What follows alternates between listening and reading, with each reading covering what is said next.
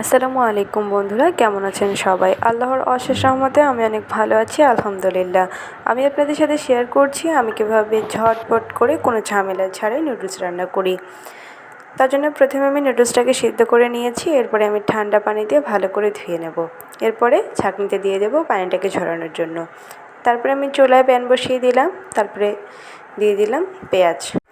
পেঁয়াজগুলোকে হালকা ব্রাউন করে ভেজে নিয়ে এখানে আমি একটা ডিম ঝুরঝুরা করে ভেজে নিয়েছি। এখানে আমি অল্প একটু লবণ অ্যাড করে দিয়েছি। এরপরে ডিম আর পেঁয়াজটাকে আরও ভালো করে ভেজে নেব। তারপরে আমি দিয়ে দেবো এখানে নুডলসগুলো।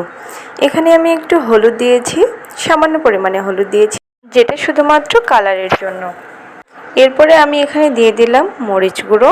তারপরে আমি নুডলসগুলোকে ভালো করে মিশিয়ে নিচ্ছি। ভালো করে নাড়াচাড়া করে দিয়ে দিলাম নুডলসের মশলা দিয়ে আবারও ভালো করে মিশিয়ে নিচ্ছি পুরো নুডলসটার সাথে।